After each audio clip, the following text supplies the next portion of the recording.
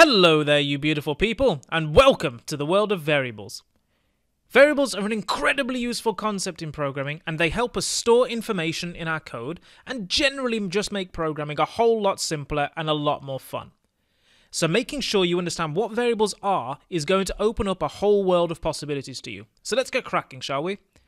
In this lecture, I'm going to use an easy-to-remember analogy to explain to you what variables are in everyday terms, and I'm also going to explain to you why variables are so useful in our Python programs.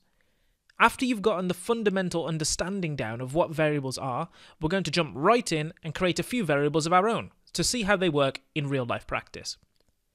By the end of this lecture, you should have a good grasp of what variables are and also how to create them in Python. You'll also understand how to find a variable's type, and you'll also learn how variables in Python are different from variables in other programming languages such as C or Java, for example. All very useful stuff, so let's get into it. So what are variables? Well, I want you to think of variables as little boxes. And just like regular normal boxes, variables can store stuff. In our computer programs, the boxes store certain values, also known as data. This data can be anything from numbers and words to videos and images, but the cool thing about variables is that they all have a uniquely identifiable name, and we use this name to see what's in the box, i.e. to get the data. So now that we're thinking of variables in terms of little boxes, let's go ahead and actually create our first variable. Now in Python, just like in every other programming language pretty much, a variable has two things. It has a name, and it has a certain value.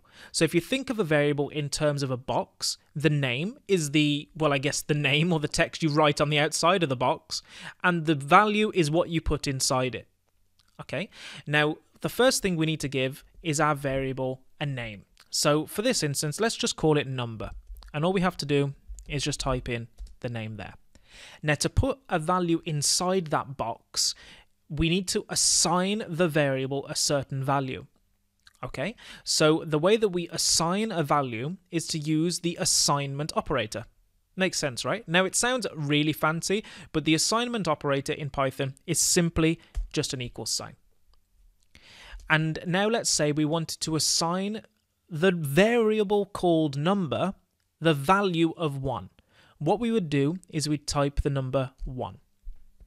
Now what you can see here, let's break it down. We're saying let's create a box with the name number and put inside that box the number 1. Or assign that box the value of 1. Pretty straightforward, right?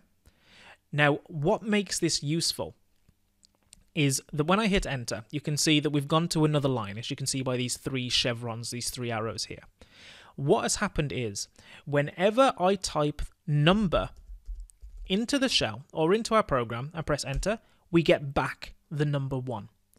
By typing the variable name, we have looked inside the box and taken the value inside the box out.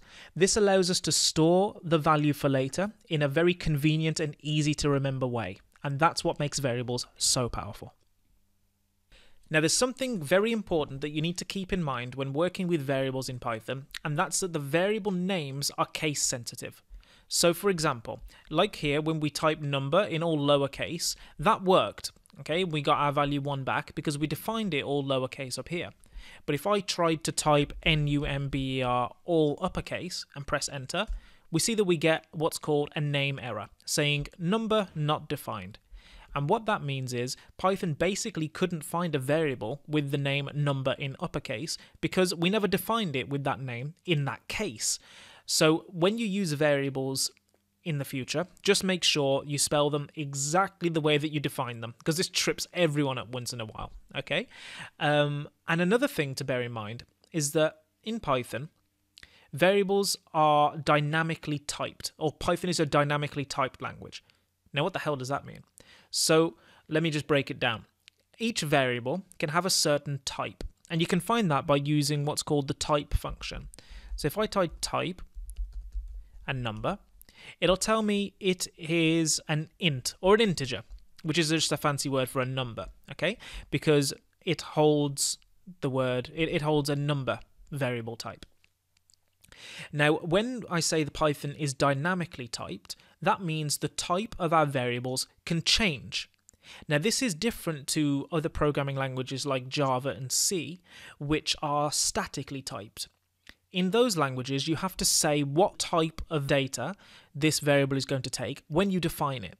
In Python, you don't have to do that. Basically, you can change the type of data that goes inside the box. So to give you an example of this dynamically typed nature, let's take our variable called number and assign it the value of hello, for example. I know that's quite confusing, but let's do it anyway. Now you can see that we didn't get an error. Okay, hello is a type of, well, it's text, isn't it? It's what's called a string data type. If we look at the type now, it will tell us that the class is str, or string, which is basically just text. Now, the fact that we could do this and basically overwrite our variable with a completely different data type is what I mean by dynamically typed languages. Statically typed languages don't allow you to do this. The reason this can be confusing is if I looked at someone else's code and they used a variable called x, for example. I don't know whether x is a string or it's a number or it's an image or whatever else it is, because it's a pretty bad name. But if they called it image or something, then that would make it a lot easier for me to know what went in that place in the code.